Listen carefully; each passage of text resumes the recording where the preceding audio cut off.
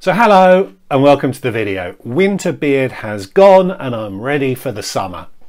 I recently had the opportunity to fly with Virgin Atlantic in upper class on both their Boeing 787 Dreamliner and their Airbus A350 products. The upper class experience is quite different between those two different plane types, and I was very keen to experience those differences so as to be able to pick my favourite. So in this video I will explain the 6 key differences between those two different upper class products to allow you to make an informed choice if you have the opportunity to fly upper class with Virgin. And at the end I'll declare which one I think is my favourite, and in an effort to keep you watching to the end I will say now that my answer might surprise you. So if that sounds good, stick around! Hi, I'm Matt. Over the last 25 years I've travelled a lot. I've lived in 5 countries on 4 continents.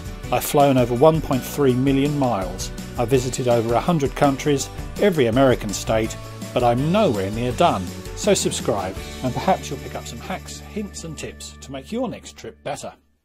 So before I talk about the differences, let me talk about what isn't different. The ground experience is obviously the same. On board the planes, I'm going to assume that the food and beverage offering is also the same. The different plane types may have different galley configurations which may make a slight difference to the offering and how it is delivered, but any differences are likely to be negligible, so I'll ignore them. The final thing that isn't different is the crew. My crew on the outbound flight were very chatty and said they were rated for both aircraft types, so you could literally have the same crew on flights on different aircraft.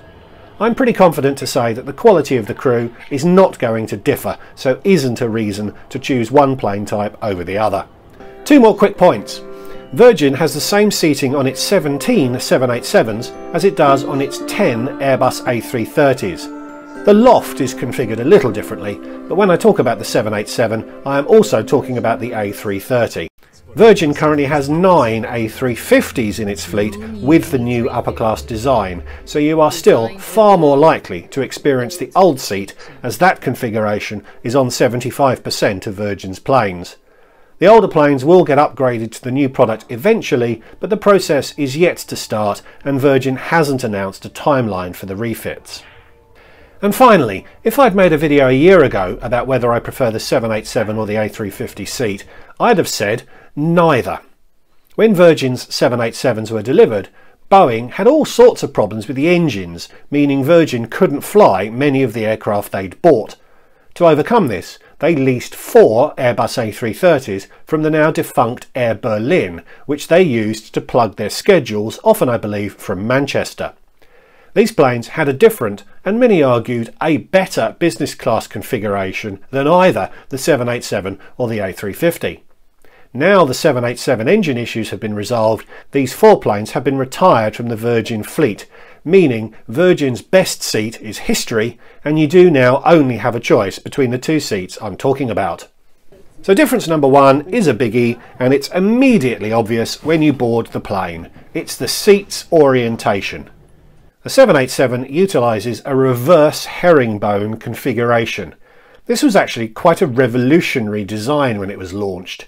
Virgin actually felt it had a patent over the design and tried to sue other airlines who copied it. I think that says all you need to know about how invested Virgin was in the design. By pivoting the alignment of the seats so aggressively, you achieve a 1-2 configuration, such that each seat takes up just under 1/3 of the width of the cabin. This allows all seats to have aisle access. You need to remember that Virgin designed these seats to compete against British Airways' old Club World cabin, where each passenger gets essentially the same square footage of cabin space, but the orientation of the seats meant that only half the passengers had unobstructed aisle access. That aggressive pivoting of the seat alignment means that each seat gets proportionately less width, creating a somewhat claustrophobic sense when you're in the seat, but that claustrophobia mirrors what you feel in the old BA Club World seat, so wasn't seen to be a huge drawback when this seat was launched. But the major, huge, monumental drawback is that you can't see out of the window, at least not if your neck is any less flexible than an owl's. And the 1-2 configuration makes this an issue for 66% of passengers. The A350 adopts the far more modern and fashionable approach of achieving all-aisle access in a 1-2-1 configuration. I'm sure it is no coincidence that Virgin's next generation seat is competing with BA's next generation Club suite, which has a similar configuration. The seats are still slightly rotated around the plane's axis, but they face the windows, such that this rotation is less noticeable and is less of a hindrance to the window enthusiast. That reduction in rotation versus the 787 allows greater width to the seat, so it feels less claustrophobic when seated upright. It's still claustrophobic when in bed mode, but it's less claustrophobic than the 787. You do pay a price for this extra width though. The economics of plane design mean you get pretty much the same square footage to your seat regardless of the configuration. So to achieve this extra width, you have to sacrifice some length, meaning your feet need to go under the seat in front of you when reclined. I'll come back to this in point 2, but to wrap up point 1, the A350 has to be the clear winner. The sense of space is greater, the alignment of the seat is more sympathetic to the act of flying on a plane, and you can see out of the window. I'll stick with the seat for point 2, which concerns the seat's alter ego as a bed.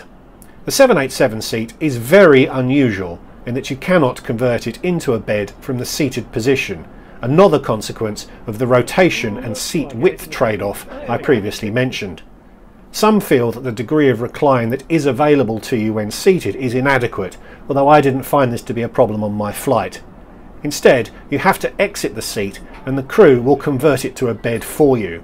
The backrest flips forward, creating a base for the bed, meaning that you are actually sleeping partly on the back of the seat and partly on the area behind the seat. This is an inconvenience, and it'll be an inconvenience twice as you need to convert it back to a seat for landing, but it does create an opportunity for Virgin to offer a turn-down service to you, which is quite fun to experience and makes the service feel more premium. And you end up with a long, flat bed that is not encumbered by having part of it stuck under any of your neighbour. The A350 seat has a continuous recline into a bed, which allows you to relax in any intermediate position you may want. These days this is the normal expectation for a business class seat. I didn't ask for the bed to be made up by the crew, as it is so easy to do it yourself. I judged that I'd been able to convert the bed and go to sleep before the crew got round to assisting me, but as I said in my review of this flight, this crew was not particularly proactive. So the ease of getting flat is far better on the A350, but the sleeping position isn't so good. You are lying partly underneath your neighbour's seat, and the narrowing of the bed around your calves that is required to achieve this can impede your ability to sleep well. So there's a less clear-cut winner to this round. The 787 is objectively the better bed, but getting into bed is a bit of a faff. It's close, and shorter people may disagree, but as the point of a bed is to sleep, I have to give this point to the 787. I'll linger on the seat for another couple of points, and point 3 concerns privacy. This is something that is increasingly a priority for seat designers. The 787 isn't brilliant on this front. I sat on the one side of the 1-2 cabin, so I felt I had decent privacy as I was facing the wall behind the middle seats. In a seated position, you can't see anyone else, although if you're still eating when your neighbour reclines, you do get a bit close to their feet. But that sense of privacy disappears the second you stand up. The dividing wall in the middle of the cabin and the seat sides just aren't that high. I didn't want to intrude on others' privacy by filming it, but as you walk down the aisle, every passenger is sort of laid out for inspection, like a set of drawers have been opened and a human has been fitted perfectly into each one. The A350 has a much more private feel to it. The walls are probably not that much higher, but as your sleeping position is intertwined with your neighbour in that it's partly underneath them, there's intrinsically more privacy. It's not perfect though, as this privacy door is little more than a joke, but the A350 is the clear winner here. It gets a further honourable mention too if you don't want privacy, that is to say if you're travelling with someone. No seat on the 787 is close enough to another to facilitate easy conversation, while the middle two seats on the A350 do allow it. You can't converse freely as you can on some other airlines, as the seats are still angled away from each other, but it is the best option for a couple across both configurations. So that's 2-1 to the A350. Please give this video a like if you're enjoying it, subscribe if you're new, and if you like what I'm doing here, you can support me more directly by becoming a patron through the link in the description. And leave me a comment. Have you been lucky enough to try these seats? What did you think of them? Point 4 is a quickie, and it's service. Both configurations have 2 aisles, but on the 787, on my flight at least, the service went down the double seat aisle and then came back up the single seat aisle. That made service quite slow, particularly as I was in the second row, so was the second last person to be served. I'd need to fly the 787 a few more times to know if this was normal practice, but on the A350 both aisles were served simultaneously, which felt much quicker. On the other hand, the footrests on the 787 make great perches for the crew to linger for a chat, which made the service on the 787 feel more personalised than was possible on the A350, where, as a passenger, you feel a little more isolated from the crew. So another point to the A350 here, although it's not a slam dunk win. Point 5 is the loft. This is a communal space where you can congregate mid-flight. Quite an innovative idea when it was introduced. It was perhaps a solution to the issue of not being able to freely speak to any travel companions you may be flying with on the 787. And perhaps that's why I much preferred the loft area on the 787, as it had a real focal point and so felt like it had a purpose.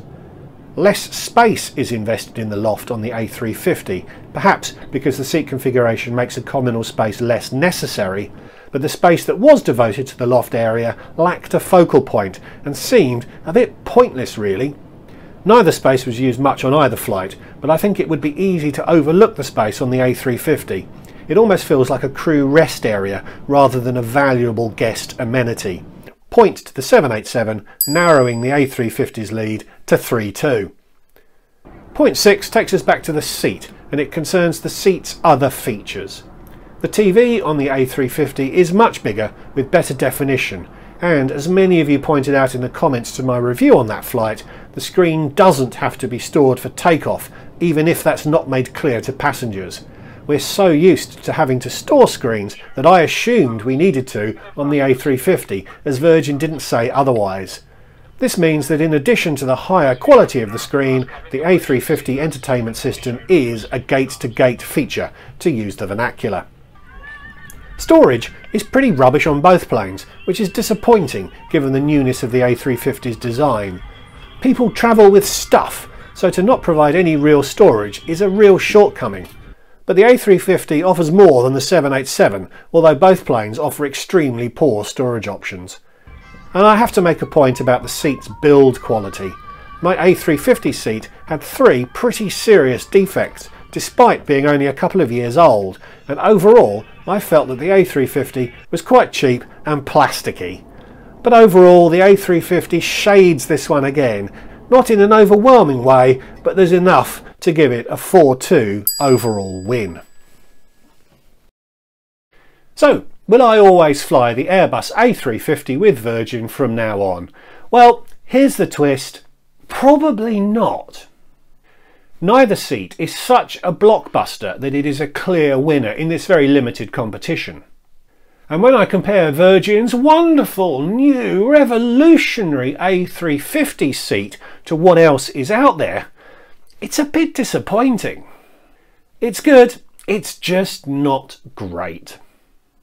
I would choose the A350 over the 787 on a westbound daytime flight where the views out of the window and the quality of the TV are most important. On an eastbound overnight flight where sleep is the priority, I'd probably pick the 787. It's just a better bed, particularly for larger folk like me. And the inability to see out of the window isn't such a big deal when it's dark and there's nothing to see. So there you go, Virgin's 2 upper class products compared. Neither is competing for the title of best business class seat in the world, but both are probably winning against their most direct UK competition, which is from British Airways. I'd much prefer Virgin's 787 seat against the old British Airways Club dormitory product. And although I've not yet flown on British Airways' new Club suite, I can see how the Virgin seat is likely to be very competitive with it. Which, at the end of the day, is probably what Virgin is trying to achieve. So thanks for watching. Please like, comment and subscribe, and I've got to add a fourth one these days, which is please consider becoming a patron of the channel, and I'll see you all in the next one. Goodbye.